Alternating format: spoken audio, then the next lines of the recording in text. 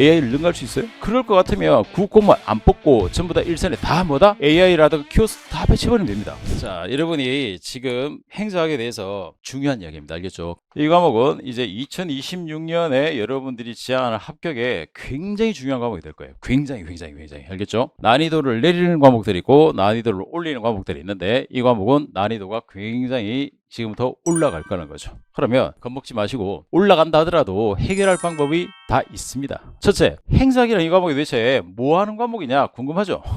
행사하면 다 공무원 합니까? 그렇진 않은데 행사학이 공무원 생활에 굉장히 중요한 두 줄기 중에 하나예요. 가장 중요한 건 행사, 그 다음은 법. 이 두 체계로 움직이는 게 우리나라 공무원의 체계입니다. 그래서 이 행사학이 또 하나 중요한 의미를 갖는 것은 우리 수험 과목 중에 유일하게 제가 항상 강조하지만 학이 붙었죠. 인사혁신처에서 문제를 낼 때 학과목은 대한민국에서 정규 4년제 대학교 학사학위 이상을 가진 사람이 풀었을 때 풀 수 있는 지적, 능력, 이게 기준이에요. 그 나머지는 뭐냐면 대한민국에서 정상적으로 고등학교 교육을 마친 사람이 풀 수 있을 정도의 지적, 능력, 여기에 국어, 영어, 국사가 있는 거예요. 물론 그 차이가 이제 5년, 10년 전에는 사회, 과학 이런 과목과 선택 과목 중에 있다 보니까 이 본질을 숨기고 딱 웅크려가지고 색깔을 드러내지 않고 있던 시대가 있었죠. 그 시대의 이야기들이 아마 여러분들이 온라인에 그리고 선배들, 뭐 합격한 사람들, 뭐 동료들 그들의 이야기로 퍼져 있는 거예요. 근데 이제 달라져 버린 거예요. 완전히 게임이 바뀌었습니다. 시험 과목의 시간을 늘린 것도 얘 때문입니다. 학이 갖고 있는 본질은 뭐냐면 이 학은 원래 주관식으로 들어가야 제일 좋은 과목입니다. 주관식으로. 너의 견해는 뭐니? 행사적 견해를 적어봐. 이렇게 해야 되는데 그 주관식적 견해를 적어서 여러분을 채점한다든가 9급, 7급에 임용하는 데는 현실적인 문제가 있기 때문에 객관식으로 들어갈 거예요.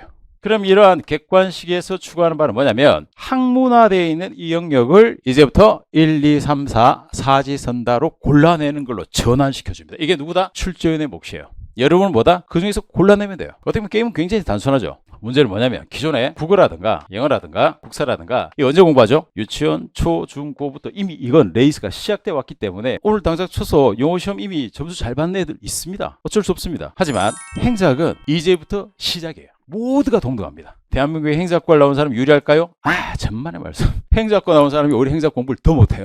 얼마나 좋습니까? 완전 노베이스에 배경도 필요 없고 전공도 필요 없고 지적 능력 전혀 필요 없습니다. 똑똑한 사람을 고르는 시험이 아닙니다. 이 시험은 본질이 잘 기억하셔야 돼요. 이 시험은 뭘 원하느냐? 성실한 사람을 원합니다. 암기력 테스트? 노. 암기력 필요 없습니다. 잘 이해하고 성실히 따라가면 충분히 전략 과목으로 합격할 수 있는 과목입니다. 그래서 출제원들이 논리적인 체계를 갖고 객관식으로 전환시키지 그냥 아무거나 마구잡이로 쓰는 게 절대 아닙니다. 물론 그런 문제들이 있는데 그런 문제들이 잘못 이미징화되어 가지고 이 행사학을 요거도 먹도록 하는 가장 대표적인 역할을 많이 하죠. 특히 잡담 모의고사. 전혀 퀄리티가 준비되지 않은 모의고사들은 실력을 망칩니다. 하지 마세요. 안 하셔도 돼요. 제가 상담하면서 제일 힘든 부분이 이런 건데 어디서 잘못된 이미지를 갖고 와서 이러면 된다 그렇게 하고 있는 거죠. 니마 제발 그 길을 가지 마세요 해도 꾸역꾸역하죠.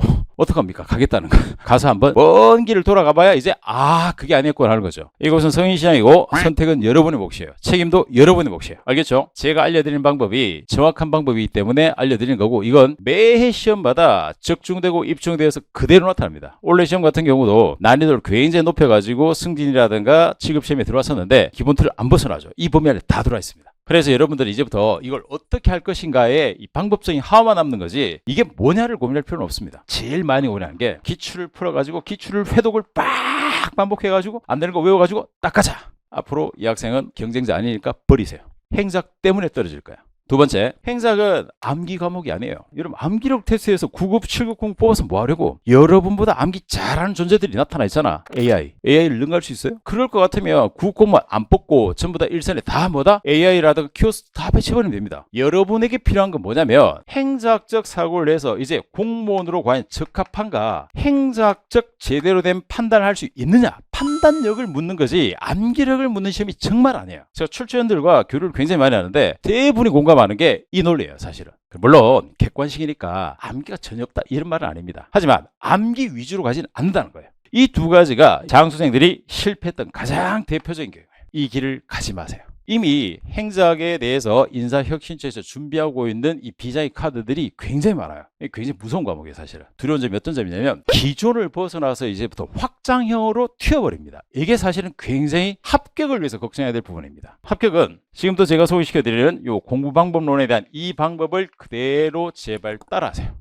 전국 어디에도 어떤 학원 어떤 강의에도 행정학을 어떻게 공부할지에 대해서 제가 소개시켜 주는 걸 본 적이 없습니다. 유튜브는 가끔씩 뻘소리를 할 수는 있겠죠. 개인적 의견이니까 유튜브를 무시하시고, 합격자의 목소리와 불합격자의 목소리 중에 온라인에서 누구 목소리가 더 많이 나오느냐, 불합격자의 목소리가 훨씬 더 많이 퍼져 있습니다. 그래서 행작은 산만하고 복잡하고 잡다고 외워도 안 되고 이 말 다르고 저 말 다르고 이러고 다르고 그래서 뭐 난 못해. 못할 거면 그 길 따라가세요. 그런 글들 보고 여러분이 겁을 먹고 와, 행작 이상 과목이네?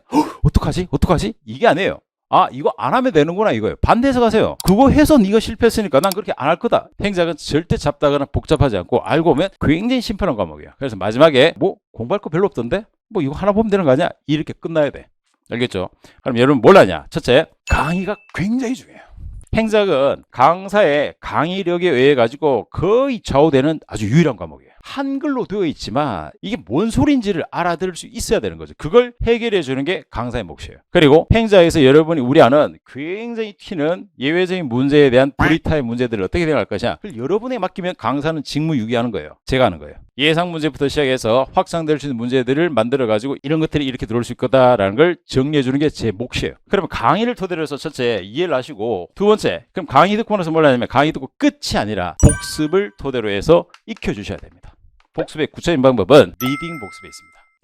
읽으세요 제발. 알겠죠? 정리된 걸 여러분이 줄글로 예를 들어 자 A는 어떻고 B는 어떻고 C는 어떻고 쭉 되어 있으면은 여러분이 해야 될 거 뭐냐면, 제가 수업 시간에 만약에 이 B를 딱 설명했다라고 한다면 이 B 문장만 마침표 다 일 때까지 그냥 읽으세요.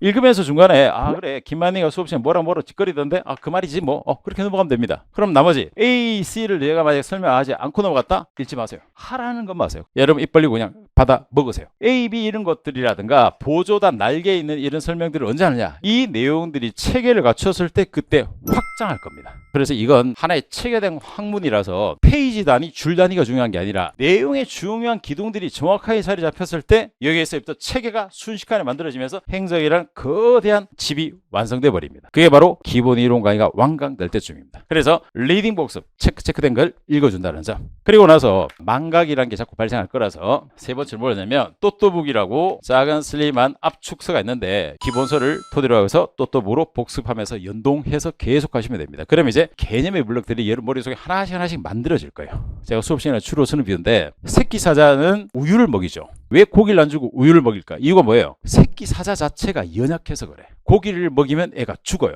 그래서 여러분은 새끼 사자이기 때문에 외우는 게 당장 중요한 것이 아니라 우유를 먹어서 행작을 소화할 수 있는 역량을 키우는 거예요. 언제까지? 기본 강의가 끝나기 전까지 시간은 정해져 있습니다. 역량을 키운 다음부터는 뭐다? 마음껏 요약도 하고 고기도 뜯어먹고 기출 가서 파헤쳐도 보고 마음껏 하라고. 자, 그렇게 하는구나. 많은 설명했지만 부담 갖지 마시고 그냥 하면 됩니다. 네, 그래서 잡다하게 잘못된 옆길로 가지 마시고 길을 제대로 걸어가면 됩니다.